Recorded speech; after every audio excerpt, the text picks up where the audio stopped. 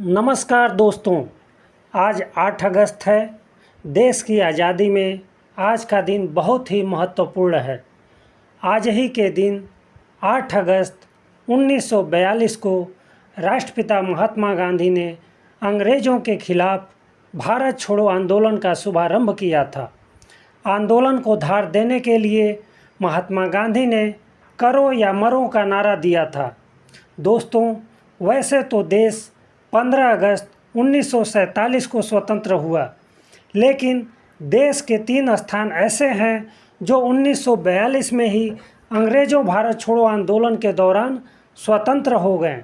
इनमें उत्तर प्रदेश के पूर्वी छोर पर स्थित बलिया, पश्चिम बंगाल में स्थित मिदनापुर जिले का तामलुक और महाराष्ट्र का सतारा जिला है। प्रसिद्ध इतिहासकार बिपिन चंद्र की पुस्तक भारत का स्वतंत्रता संग्राम में उल्लेख किया गया है कि गांधी जी द्वारा शुरू किए गए भारत छोड़ो आंदोलन के दौरान देश के कुछ हिस्सों में समानांतर सरकारों की स्थापना हुई। सबसे पहले हम बलिया की बात करते हैं। ब्रिटानिया हुकूमत के समानांतर पहली सरकार बलिया में बनी। इस सरकार का नेतृत्व गांधीवादी नेता चित्तू पांडे ने किया। चित्तू पांडे की सरकार ने कलेक्टर के सारे अधिकार छीन लिए और सभी गिरफ्तार कांग्रेसी नेताओं को रिहा कर दिया।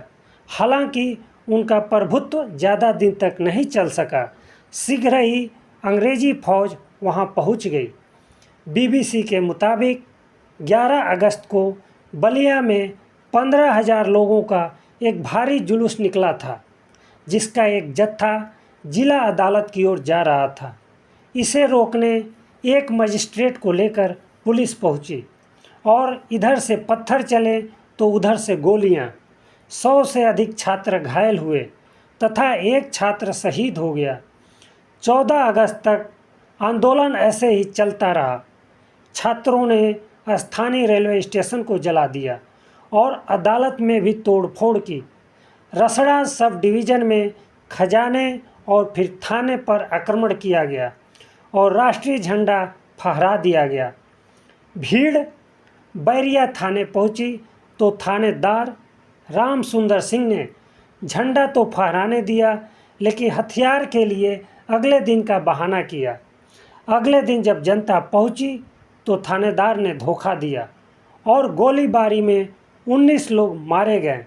लेकिन जनता डटी रही और अंत में उसे आत्मसमर्पण करना पड़ा।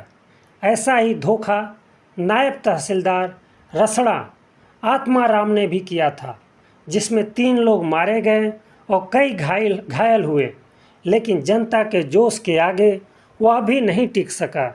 भीड़ जब बलिया पहुंची तो जिला मजिस्ट्रेट ने घबराकर कांग्रेस के स्थानीय नेता चित्तू पांडे के साथ सभी राजनीतिक बंदियों को रिहा कर दिया। 19 अगस्त को फिर गोलीबारी हुई, लेकिन अब जिले में अंग्रेजी प्रशासन पूरी तरह पंगु हो चुका था और जनता ने चित्तू पांडे के नेतृत्व में राष्ट्रीय सरकार की घोषणा कर दी। अगले 2 हफ्ते तक बागी बलिया आज़ाद रहा। आंदोलन को दबाने के लिए ब्रिटानिया हुकूमत ने मार्स स्मिथ और नीदरसोल के नेतृत्व में सेना भेजी। अनियंत्रित लूटमार, आगजनी, महिलाओं के साथ दुर्व्यवहार से दमन में लगभग 127 लोग मारे गए और 274 घायल हुए। कई लाख की संपत्ति लूटकर नीलाम कर दी गई। एक मंदिर को सिर्फ इसलिए नष्ट कर दिया गया कि उस पर कांग्रेस का झंडा लहरा रहा था। 250 मकान जला दिए गए, औरतों के साथ बलात्कार हुए और 500 से 600 लोगों को जेल में डाल दिया गया। लेकिन बलिया की जनता ने बहादुरी से मुकाबला किया और अंग्रेज़ों को बलिया पर पूरी तरह से नियंत्रण पाने में महीने भर लग गए।